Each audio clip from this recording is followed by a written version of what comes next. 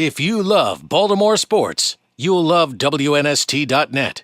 Jones, future star blogger, sports radio personality, and if he's any good at all, he'll work here and then take a job elsewhere. So go ahead, Luke. You got 5 minutes. You're on the clock. All right, what's happening in Baltimore? This is Luke Jones sitting in the King of Baltimore Sports competition.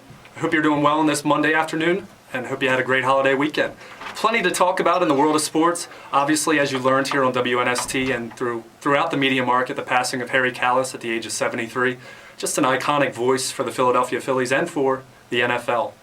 Here in Baltimore, we love Chuck Thompson, and definitely Harry Kalas fits that same reputation for Philadelphia sports. The Masters had an epic finish as Angel Cabrera bested Kenny Perry on the second playoff hole to win the green jacket. Gearing up for Caps NHL playoffs, they'll be beginning a series with the New York Rangers on Wednesday night, Caps number 2 seed in the East. And once again, we're less than 2 weeks away from the NFL draft. Don't forget to join WNST at Padonia Station for the pre-draft breakdown with guests Eric DaCosta and Brian Billick. They'll be joined by Nestor Aparicio. That gets started at 7 o'clock tonight. And finally, the Birds, 4-2. They've won series over the Yankees and Rays over the first week of the season. Things are looking well. Tonight they travel to Arlington to take on the Texas Rangers. But more importantly, for me and for plenty of Orioles fans out there, they debut the highly anticipated Baltimore road jerseys. First time the Orioles have worn the city name on the regular road uniform since 1972. Just to briefly give you the background for this, many Orioles fans, especially my generation, kind of just assume Peter Angelos, obviously highly criticized throughout the last 10 years, the last 12 years of losing.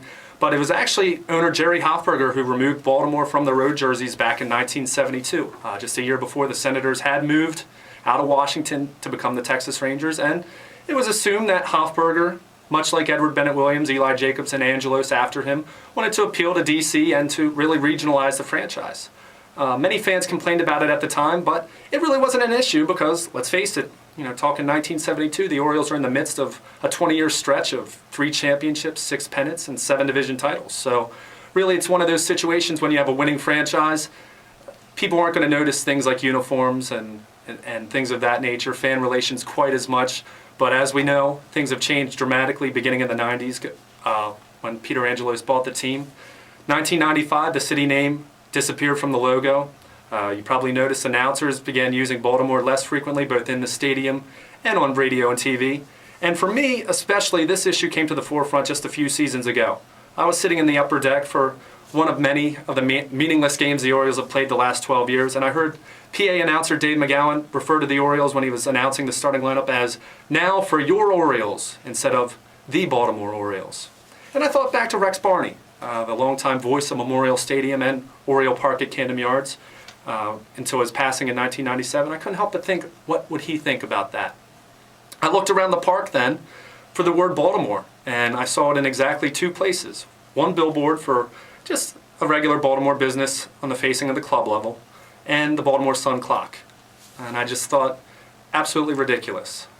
Not only were Baltimore fans faced with a losing team, but it seemed as though the Orioles wanted nothing to do with the home city. Look, I have no problem with Angelos marketing to the entire region. I can't really say too much. I'm from southern Pennsylvania myself. But not at the expense of the home city.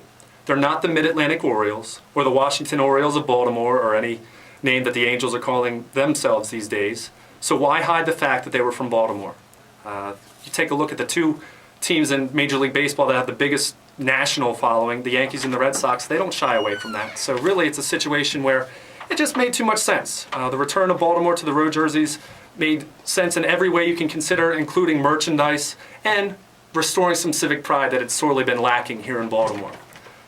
So when it just came down to it, you either had 2 groups of fans who wanted to see it, or fans who really couldn't care less and they just wanted to see an improved product on the field.